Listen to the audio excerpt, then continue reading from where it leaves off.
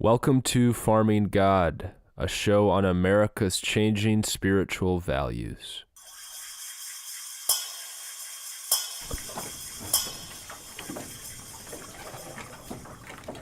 I'm back at the farm in Wisconsin, where I deliver firewood to state parks. I'm sitting at the breakfast table with a bowl of oatmeal and a cup of coffee that I brewed too strong, again. I'm looking out over Lake Ellen, watching the sun rise over the trees to my right. It's a lovely moment of the day, in the early morning when the sun meets the dewy grass after a chilly night under the stars. The nocturnal animals retreat to the shadows, tagging off to the creatures of the day, like one especially twitchy chipmunk that visits my windowsill every morning. He stands on his hind legs directly in the path of the sun, licks his paws, look up, scratches his ear with his wrist, look up. He may be shivering, but he's probably perpetually nervous, and rightfully so. He's in the spotlight, and a fox lives here.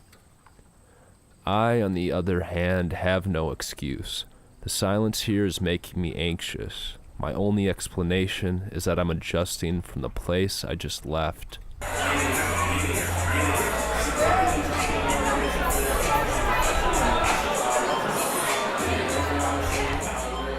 3 days ago, I was in Silicon Valley, bumping shoulders with CEOs, SVPs, COOs, CFOs, and VCs of companies like Intuit, YouTube, PayNearMe, Chegg, and Curious.com. My hair was combed, pants hiked up, uncomfortable shoes squeezed on. I was at a conference honoring the legacy of William Campbell, a larger-than-life character whose professional accomplishments can insufficiently be summed up as the head coach of Columbia University's football team, a sales guy at Apple, CEO of Intuit, and eventually the mentor of people like Steve Jobs, Jeff Bezos, and Steve Young. We met the people and toured the places of Silicon Valley, like Facebook, Intuit, and Google. Facebook's campus resembled a disorganized movie set, complete with a 50s diner, ice cream shop, and a sprawling food court. I was ready at any moment for the director to emerge around the corner and yell, "That's a wrap." The drony Facebook employees would drop their MacBooks, yank the electric drill off their tool belts, and begin teardown. With the number of employees here, it would go pretty fast. According to our tour guide, 2 years ago there were 6,000, now there are 10,000, and we are never going to stop growing. What did you say the number of employees here are? About 10,000. 10,000? Yes. Growing still. You're looking for help? All the time. Really? Every Monday we have about 200 to 300 new hires. HR person. Yeah, the recruiting team has a lot of work to do, So we're just going to come and loop back around here. Sometimes, mentions our guide, there are foxes here. This used to be their home until we moved in. Now they are our mascot. We don't feed them, we just take pics and share them.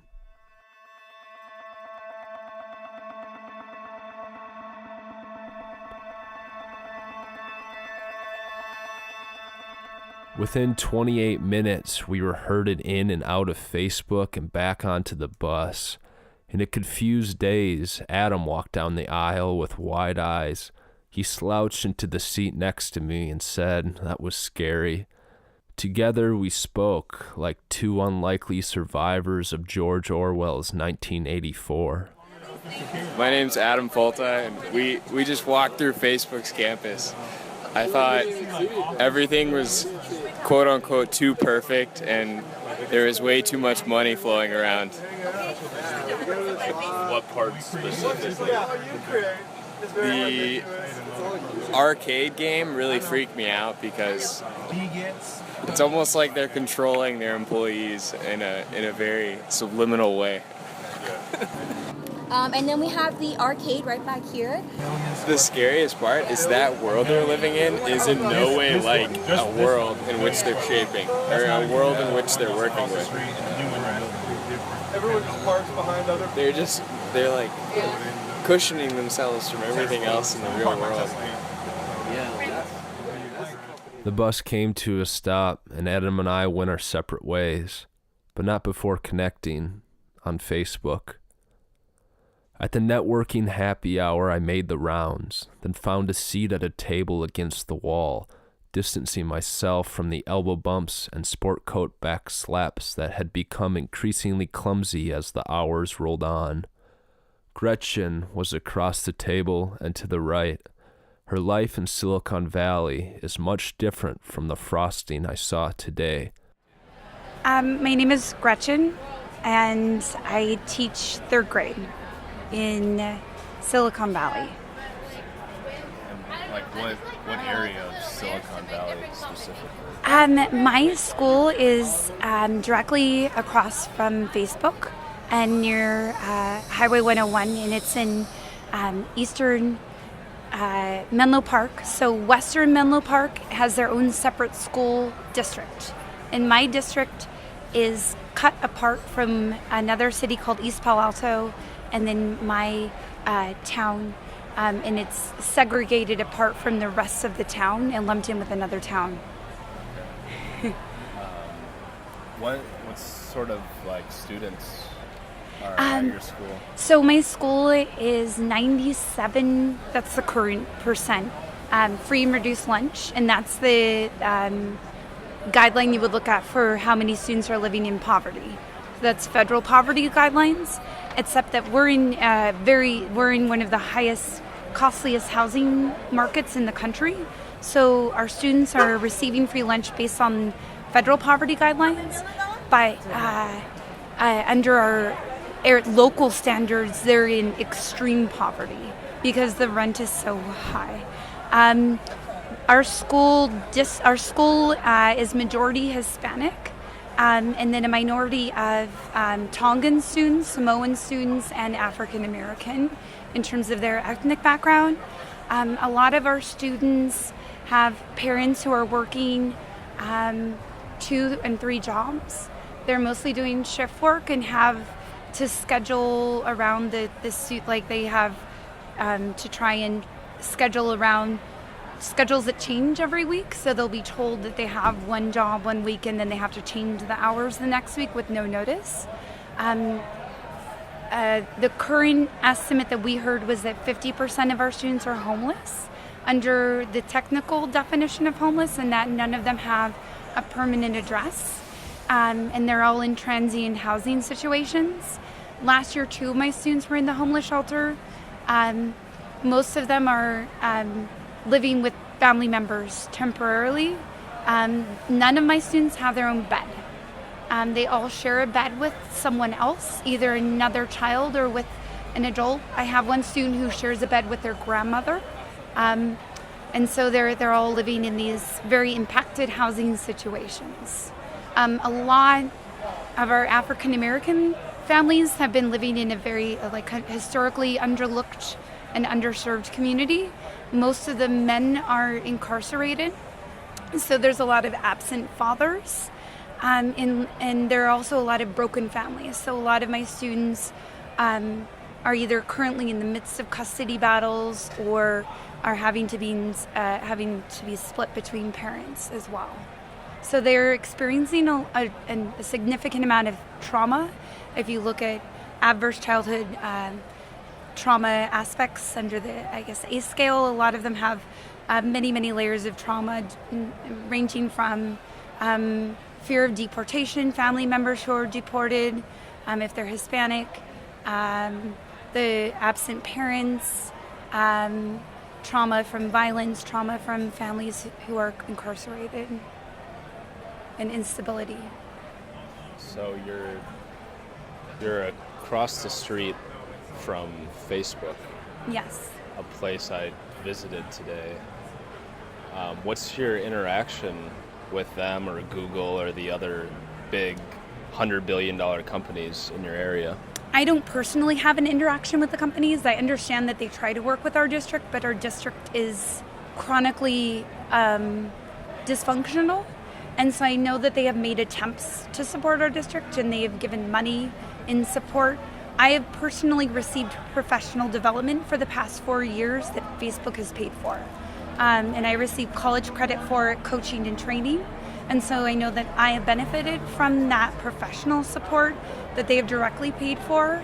But we don't have an opportunity as teachers to give feedback to the funders about how their money is being spent. And occasionally they also will come, a lot of the companies will come and tour our schools and do a service project. And what type of service projects? I like to call it it's usually building something or having some, it's always for a physical project that has been determined either by the company or by our administration. And we as teachers are not given the input. We're told they're coming to do this. Would you like their help? Last year, all but 2 of our teachers had to move classrooms, and Google did help us move. And that was actually very helpful. Some of the projects have been things like painting stripes on the wall that I'm not sure how they directly benefit the students, but they seem to give some great satisfaction to the people who come to do it. Soon another company will be coming to build bookshelves, which will be helpful, and they've offered to help provide some more books for our classrooms, which will also be helpful. All of the books in my classroom, I would say about a quarter of them are provided by the district. The rest are through grants that I've directly applied for through my own money or through my mom's money, or library sales and donations from other people to provide books for the children to read at school. I don't want to take any more of your time. Is there anything else you'd like to say that we missed? I care passionately about these students, and I think it's a moral imperative that we look closely at the great amount of poverty that is happening in contrast to such great amounts of wealth. And I know that there are many people who care and want to help, and they have good hearts. I just want to see that there's more justice for the children of the community where I work, and more awareness. And I also recognize that we're broken people, we're on a broken planet, that there's ultimately, our resolution may not happen the way that we would like to see. Again, it's a broken system. I guess as a teacher for the children of the community, I just wish I would give people pause sometimes to realize what's happening just down the street from them. Down the street from me, a couple of young guys were waiting for an Uber. There's about to be a lot of swearing. Just trying to fucking go home. You want to be realistic about this, or? Yeah. Wait. All right, realistically. Quick question, what's this for? Podcast. I'll do a podcast. All right, realistically. Realistically, Yeah. I work for I'm not going to say the name of the company. He because works I don't for Oracle. No, I don't. I work for a top-notch company. He works for In Oracle. the Bay Area. It's a tough job. Yeah, it's a tough I'm job at Oracle. letting out some stress. I'm not kidding. Yeah, it's super They tough at Oracle. They bust. You have no fucking clue. To tell you the truth, I'm getting published on this shit. They work kids like us to death. I'm not kidding. I see this at the company I work at. They're not paying enough for the What's your shit I boss's see name? kids do. You should throw her out. Why are you stressed out? Because I work a lot of hours and I don't get paid You asked well the enough. right guy, by the way. And I do not get paid well enough. And frankly, all of us are bright, intelligent kids. I don't go to Stanford. I go to Cal Poly. It's a good school. Maybe it's not Stanford. Are you an intern? Or? I am an intern. It's a great thing. I love that the fact that the younger kids are around here, but the fact that we're all supposed to be on this trip to success and we all have to relieve our stress at a bar is not the way that it should be. That's not the way shit should be like, frankly. I'm not kidding. I swear to God. You're giving him gold right now. how could it? I mean, like, how could they change that? How could they change that? I think if they concentrated on kids like me and your age and more about being an individual and a human More being. of an experience for kids around the age of 19 to 21. That in a sense, but that's a bad way to say it, but I'm employed just as much as the next person is, and I'd appreciate if they treated us well. And frankly, it's sad that the people that are 35, 30 years old, they don't treat them that well. And it's sad that I have to come here and relieve my stress of going to a bar, buying drinks. I love it. It's a great time. I get to hang out with my friends. But the fact that the American society comes to that, what, you work your ass off during the week, like you overwork yourself, and then what? Fuck. Like, come to the bars, you'll just run off the stress. Like, that's fucked up. You can. Are you fucking with me? No, I do, man. I'm 100% with you. He's listening to you, Sam. So what? Hello? Okay. All right.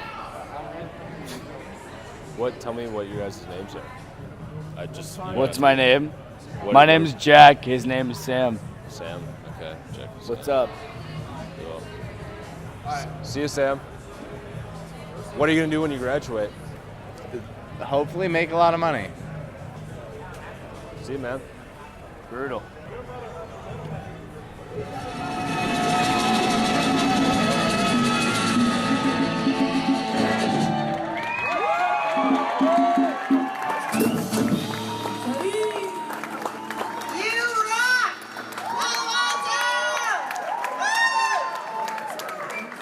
Thanks for your help with that.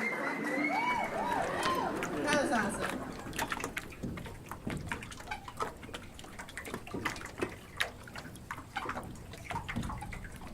Now the sun is setting and there's a nice breeze as the nocturnal animals stretch their legs to prepare for the night's hunt. I'm not sure where Mr. Chipmunk is, but hopefully he has chosen a safe home. I imagine him burrowed in a nest of soft grass, rhythmically breathing in and out. But I know that's not happening. He's in danger. There are foxes here. I'm not relaxed either. The silence is still making me anxious. I thought it could be written off as an urban to rural culture shock, but I think I'm dealing with a fox of my own, the sly ghost of Menlo Park, imprisoned by the very empire that stole his home, has followed me here. The water is flapping against the neighbor's dock, and the halyard that hoists a 48-inch American flag jingles against its pole.